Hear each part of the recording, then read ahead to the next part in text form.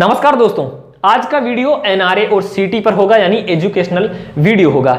NRA क्या है, CET क्या है और एनआरए और सीईटी के आने के बाद आने वाली आगामी जितनी भी वैकेंसियां हैं या जिनके एग्जाम लगने वाले हैं वो किस प्रकार से तय किए जाएंगे, क्या होगा कि ये एक्स्ट्रा एग्जाम है या इसके साथ साथ ही स्टूडेंट्स को इसके बारे में ये सवाल उठ रहे होंगे कि ये एग्जाम ज्यादा बोझ बढ़ाएगा या कई बोझ घटा रहा है, इससे फायदा क्या है, ये क्यों लाया गया है। ऐसे कई सवाल हमारे दिमाग में हैं, जिन सभी सवालों के जवाब इस छोटे से वीडियो में हम देने की कोशिश करेंगे। तो आइए शुरू करते हैं आज का वीडियो। दोस्तों, जब से मोदी गवर्नमेंट 2.0 आई है तब से ही धड़ल्ले से बड़े बड़े डिसीजन लिए जा रहे हैं। स्पेशली हमारे देश का जो एजुकेशन सिस्टम है उसको बदलने की पूरी कोशिश की जा रही है। जब भी हम किसी भी सक्सेसफुल पर्सनालिटी को सुनते थे, उसके भाषण सुनते थे या उसकी किताबें या उसके आर्टिकल पढ़ते थे, तो हमेशा उसकी शिकायत रहती थी, वो चिंतित था कि हमारे देश का जो एजुकेशन सिस्टम है बेकार है, घटिया है, बिल्कुल कबाड़ खाना है और इसे बदले जाने की जरूरत है। लेकिन अब तक कोई भी इसकी बदलने की हिम्मत नहीं कर रहा था। लेकिन जब बीजेपी का मैनिफेस्टो तैयार हुआ था, उसी समय देश के एजुकेशन सिस्टम, एजुकेशन पॉलिसीज को बदलने के लिए बीजेपी गवर्नमेंट ने अपने मैनिफेस्टो में इसको जगह दी थी। और इस एजुकेशन सिस्टम को बदलने के लिए उन्होंने 2014 में काउंटडाउन शुरू हो गया था, जो 27 जुलाई 2020 को न्यू एजुकेशन पॉलिसी लाकर हमारे देश की जो एजुकेशन जो कंप्लीटली जो स्ट्रक्चर था उसको बदल दिया गया था। और अब 19 अगस्त 2020 को कैबिनेट ने इसे मंजूरी दे दी है, एनआरए और सीईटी को। एनआरए और सीईटी को लाने के लिए निर्मला सीतारमण ने फरवरी 2020 में ही अपने बजट में इसकी घोषणा की थी कि इस प्रकार से हम बदलाव करेंगे, यानी एक देश में एक ही परीक्षा होने की बात निर्मला सीतारमण ने की थी। सबसे पहले बात करते हैं एनआरए क्या है। दोस्तों, एनआरए का पूरा नाम होता है नेशनल रिक्रूटमेंट एजेंसी, यानी एक ऐसा बोर्ड जो राष्ट्रीय लेवल का होगा और वो एग्जाम कंडक्ट करवाएगा, जो सीईटी का एग्जाम कंडक्ट करवाने जा रहा है। यानी केवल ये बोर्ड है। अभी लगभग हमारे देश में 20 से ज्यादा ऐसे बोर्ड हैं जो अलग अलग डिपार्टमेंट के जो अलग अलग एग्जाम्स हैं वो कंडक्ट करवाते हैं, लेकिन आगामी समय में केवल एनआरए ही सभी के प्रीलिम्स एग्जाम को कंडक्ट करवाएगा। अभी तक जो एनआरए के अंडर में केवल आरआरबी, आईबीपीएस और एसएससी ही आए हैं, लेकिन आगामी समय में जितने जो बड़े बड़े डिपार्टमेंट्स हैं उनके जितने भी बोर्ड्स हैं वो एनआरए के अंडर में ही आने वाले हैं। तो ये जितने भी 20 एग्जाम बोर्ड थे वो अलग अलग समय में अलग अलग पैसा लेकर अलग अलग बार फॉर्म भराकर एक ही एग्जाम को बार बार करवाया जाता था, यानी एक स्टूडेंट को बार बार प्रीलिम्स देना पड़ता था। जैसे अगर आप आईबीपीएस का प्रीलिम्स देके आए हो, कल आपको एसएससी का प्रीलिम्स देना पड़ेगा, एनटीपीसी का प्रीलिम्स देना पड़ेगा। लेकिन धीरे धीरे ऐसा हो जाएगा, केवल एक बार आपको एक ऐसा आधार कार्ड टाइप का आपको सीईटी का प्रमाण पत्र मिलेगा जिसमें आपको एग्जाम देना पड़ेगा। एग्जाम देने के बाद आपके वही नंबर किसी भी एग्जाम में काम आ जाएंगे जिसमें प्रीलिम्स एग्जाम लगता था। ये मेन एग्जाम्स की बात नहीं है दोस्तों, ये केवल प्रीलिम्स एग्जाम में ही काम में आने वाला है। यानी जो मेन एग्जाम होते थे वो तो पहले के अनुसार ही होंगे, लेकिन जितने भी जो प्रीलिम्स एग्जाम थे वो केवल एक ही तरीके के, एक ही सिलेबस, एक ही समय में और एक ही प्रकार से तय कर दिया जाएगा।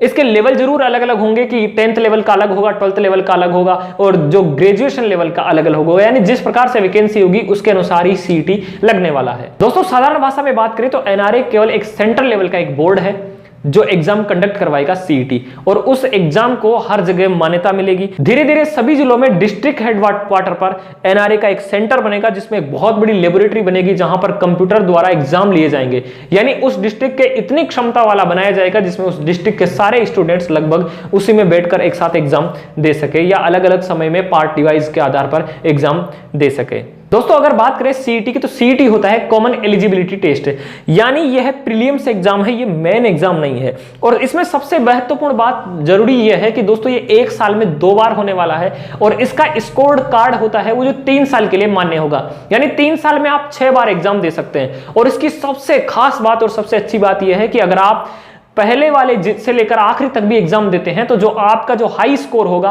यानी जो सबसे ज्यादा हाई होगा, उसी को आपका फाइनल स्कोर माना जाएगा। उदाहरण से समझे तो अगर मैंने 2020 में अगर सीईटी का एग्जाम दिया है तो अगर 2020 में मेरी परसेंटेज 80 आई और 2021 में मेरी परसेंटेज अगर उसमें 90% आ गई तो 90% वाले ही उसमें फाइनल स्कोर होगा। लेकिन अगर उल्टा हो गया, जैसे 2020 में तो मेरी परसेंटेज 80% आई, लेकिन किसी कारण से 2021 में मेरी परसेंटेज अगर 80 से भी नीचे चली गई तो मेरी वो नीचे वाली कनेक्ट नहीं होगी, केवल वही जोड़ी जाएगी जो सबसे ज्यादा है, यानी 2020 की 80% ही मेरे लिए जुड़ेगी। ये सबसे अच्छी बात है। और हम 1 साल में 2 एग्जाम दे सकते हैं, 3 साल में 6 एग्जाम दे सकते हैं। इसकी कोई लिमिट नहीं है कि केवल 3 साल ही दे सकते हैं, लेकिन 3 साल तक इसकी जो रिपोर्ट कार्ड की जो वैल्यू 3 साल की होगी, यानी चौथी साल में हम एग्जाम देते हैं तो पहली साल का एग्जाम हट जाएगा, वो ऐड नहीं होगा, और 3 सालों में जो सबसे ज्यादा हाई स्कोर होगा वही इसके साथ ऐड होगा। इन स्कोर का यूज आप सेंट्रल लेवल के साथ साथ स्टेट लेवल के कई एग्जाम्स में ले सकेंगे, बल्कि अब तो इन एग्जाम्स के जो स्कोर हैं, यानी जो सीईटी का स्कोर है, वो प्राइवेट इंडस्ट्रीज भी काम मिलेगी, गवर्नमेंट उन्हें भी इसको शेयर करेगी ताकि वो इसके आधार पर वो जॉब दे सके। यानी एक ही प्रकार के एग्जाम होगा, एक ही तैयारी हमें करनी पड़ेगी प्रीलिम्स के लिए। और ज्यादातर जो छोटे मोटे एग्जाम है, प्राइवेट कंपनियां, प्राइवेट इंडस्ट्रीज भी सीईटी का स्कोर देखकर ही उनको अपने वहां पर एज ए एम्प्लॉय रखने वाली है। अगर बात करें सीईटी 3 लेवल का होगा, ये 10th लेवल के जितने भी वैकेंसीज हैं उनमें 10th लेवल का सीईटी होगा, 12th लेवल वाले में 12th लेवल का, और ग्रेजुएशन लेवल के में ग्रेजुएशन लेवल का सीईटी होने वाला है। यानी अब तक आपको हर वैकेंसी के लिए अलग अलग प्रीलिम्स देने पड़ते थे, अलग अलग बार पैसा जमा कराना पड़ता था, अलग अलग फॉर्म भरना पड़ता था, अलग अलग स्टेट में जाकर, अलग अलग शहरों में जाकर एग्जाम देने पड़ते थे। ये बिल्कुल सब हटा दिया गया है। अब प्रीलिम्स के लेवल केवल आपको एक बार फॉर्म भरना पड़ेगा, एक ही जगह एग्जाम देना पड़ेगा। आप अपने चाहो तो अपने डिस्ट्रिक्ट में ले सकते हो, या कोई भी जो आपका मनपसंद स्थान है वहां पर आप उस एग्जाम को दे सकते हो। और अभी तक इसको केवल आईबीपीएस, एसएससी और आरआरबी के लिए ही इसको मर्ज किया गया है, लेकिन आगे जाकर सभी बोर्डों में यही लागू होने वाला है। अब बात करें दोस्तों इसके बेनिफिट्स की, यानी क्यों लाया गया, एनआरए क्यों लाया गया, सीईटी क्यों लाया गया।